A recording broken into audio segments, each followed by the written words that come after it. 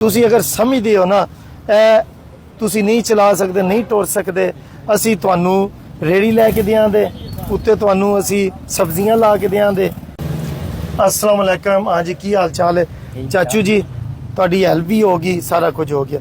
ਹੁਣ ਤੁਹਾਨੂੰ ਇੱਕ ਨਵੀਂ ਆਫਰ ਅਸੀਂ ਦੇਣੀ ਹੈ। ਤੁਸੀਂ ਅਗਰ ਸਮਝਦੇ ਹੋ ਨਾ ਇਹ ਤੁਸੀਂ ਨਹੀਂ ਚਲਾ ਸਕਦੇ, ਨਹੀਂ ਟੁਰ ਸਕਦੇ, ਅਸੀਂ ਤੁਹਾਨੂੰ ਰੇੜੀ ਲੈ ਕੇ ਦਿਆਂਦੇ, ਉੱਤੇ ਤੁਹਾਨੂੰ ਅਸੀਂ ਸਬਜ਼ੀਆਂ ਲਾ ਕੇ ਦਿਆਂਦੇ।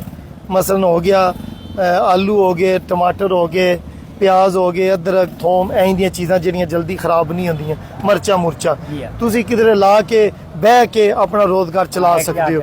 ਹੁਣ ਤੁਸੀਂ ਮੈਨੂੰ ਸੋਚ ਕੇ ਦੱਸਣਾ ਹੈ, ਤੁਹਾਨੂੰ ਇਨਾਮ ਵੀ ਦੇ ਦਿੱਤਾ ਹੈ ਨਾ, ਤੁਸੀਂ ਖਾਓ ਪੀਵੋ ਘਰ, ਇਹਨੂੰ ਚਲਾਓ। ਜਦੋਂ ਤੁਹਾਨੂੰ ਲੱਗੇ ਕਿ ਯਾਰ ਇਹਦੇ ਤੋਂ ਬਿਹਤਰ ਮੈਂ ਨਾ ਰੇੜੀ ਵਾਲਾ ਕਰਾਂ ਤੇ ਤੁਸੀਂ ਕੱਲ ਪਰਸੋਂ ਆ ਜਾਣਾ। ਇਹ ਆਬਾਸ ਹੈ, ਇਹ ਖਾਨ ਸਾਹਿਬ ਨੇ, ਇਹਨਾਂ ਨੂੰ ਤੁਸੀਂ ਆਪਣਾ ਨੰਬਰ ਲਿਖਵਾ ਦੇਣਾ। ਹੈ ਜੇ ਫੋਨ ਕੋਲ ਕਿਸੇ ਦਾ, ਹੈ ਜੇ ਪੁੱਤਰ ਦਾ ਜਾਂ ਕੋਈ ਕਿਹੜਾ ਜੇ ਫੋਨ? ਹਾਂ ਇਹ ਫੋਨ, ਇਹਦਾ ਨੰਬਰ ਹੈ ਜੇ ਨਾ? हाँ, एक नंबर सेव में। ਹਾਂ ਬਾ ਇੱਕ ਨੰਬਰ ਸੇ नंबर कार्ड। ਨਹੀਂ ਅਜੇ ਨਹੀਂ ਲੋੜ ਨਾ। अच्छा, ਜਦੋਂ ਤੁਹਾਨੂੰ ਲੱਗਾ ਨਾ ਤੁਹਾਨੂੰ ਇਹਦੇ ਤੋਂ ਪ੍ਰੋਫਿਟ ਨਹੀਂ ਹੋ ਰਹੀ, ਤੁਸੀਂ ਮਿਹਨਤ ਕਰਨ ਵਾਲੇ ਹੋ, ਘਰ ਆਪਣੀ ਨਾ ਬੇਗਮ ਨਾਲ ਬੱਚਿਆਂ ਨਾਲ ਮਸ਼ਵਰਾ ਕਰਿਓ ਨਾ, ਠੀਕ ਹੈ ਨਾ?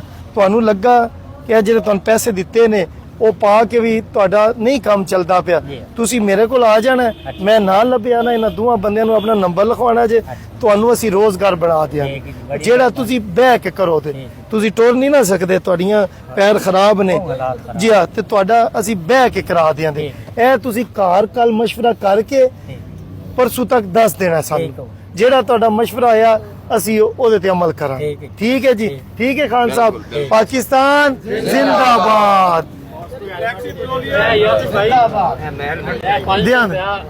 ਸੁਣੋ ਜੀ, ਵੇਚੀ ਲੈ ਕੇ ਇਹਨਾਂ ਨੂੰ ਦਿਓ ਮੇਰੀ ਤਰਫੋਂ, ਤੇ ਇਹ ਸਾਡਾ ਕਾਰਡ ਹੈ ਅੱਡੇ ਦਾ, ਇਹਦੀ ਥੋੜੀ ਜਿਹੀ ਦੁਆ ਕਰਵਾ ਦਿਓ ਇਹਨਾਂ ਸਾਰੇ। ਅਮਾਦ ਐਂਡ ਕੋ ਜੀ, ਜੀ। ਗੁੱਡਸ ਟਰਾਂਸਪੋर्ट ਕੰਪਨੀ ਰਜਿਸਟਰਡ, ਇਹ ਕਿਤੇ ਵੇ ਫੈਸਲਾਬਾਦ ਰੋਡ ਸਰਗੋਦਾ, ਠੀਕ ਹੈ? ਹੈਡ ਆਫਿਸ ਚੱਦੜ ਚੌਕ, ਨਹੀਂ ਮਿੱਠਾ ਮਸੂਮ ਚੌਕ, ਚੱਦੜ ਕੱਛਾ ਕੀ ਅੱਗੇ ਕਾਨਾ ਕਾਛਾ, ਇਹ ਮਿੱਠਾ ਕਾਨਾ। ਮਸੂਮ ਦੇ ਦਰਬਾਰ ਇਹਦੇ ਕੋਲ ਹੈ, ਇਹਦੀ ਬ੍ਰਾਂਚ ਕਾਨਾ ਰੋਡ ਲੋਡ, ਠੀਕ ਕੱਛਾ ਕਿਉਂ?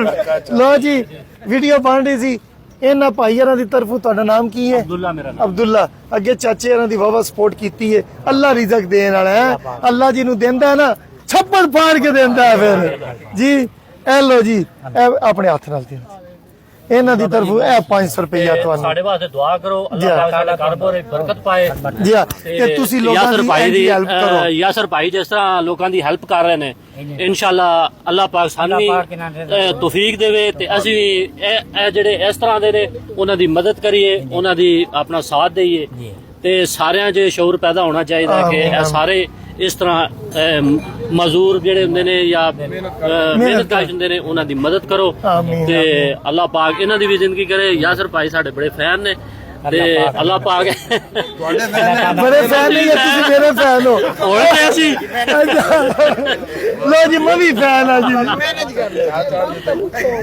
ਮੈਂ ਕਿਹਾ ਜੀ ਇਹਨਾਂ ਦੇ ਤੁਸੀਂ ਫੈਨ ਹੋ ਜੀ, ਅਸੀਂ ਤੁਹਾਡੇ ਠੀਕ ਹੋ ਗਿਆ ਹੋ ਜੀ। ਗਿਆ ਸਰ। लो जी, पाकिस्तान जिंदाबाद। चाचा मशहूर हो गया, हेलमेट दे दीजिए। लो जी, कट के ले आओ हेलमेट, लाओ तुसी हेलमेट ले आओ जी, जल्दी ले आओ। इस हेलमेट दे ते तुसी इंजन पिंजर कर छड़िया। लो जी, हेलमेट चाचे नु दिता जांदा है।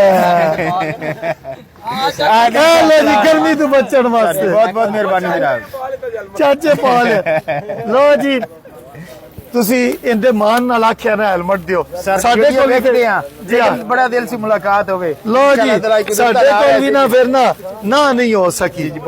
ਲੋ ਜੀ, ਗੈਲੈਕਸੀ ਪੈਟਰੋਲੀਅਮ ਹਮੇਸ਼ਾ ਲੋਕਾਂ ਨੂੰ ਇੱਜ਼ਤ ਦਿੰਦਾ ਤੇ ਲੋਕਾਂ ਦਾ ਖਿਆਲ ਰੱਖਦਾ। ਤੁਹਾਡੀ ਐਨਕ ਦਾ ਇੱਕ ਡੰਡਾ ਵੇਚ ਰਿਹਾ। ਕੋਈ ਗੱਲ ਨਹੀਂ ਜੀ, ਐਨਕ ਸਰ ਨਹੀਂ ਚਾਹੀਦੀ, ਹੈਲਮਟ ਚਾਹੀਦਾ। ਬਹੁਤ ਬਹੁਤ ਮਿਹਰਬਾਨੀ ਭਾਈ ਨਵਾਜ਼। खुश हो जी? खुश। पाकिस्तान जिंदाबाद। 2 हेलमेट ठीक हो गया। मेहरबानी जैसे भाई। ओके जी, ओके।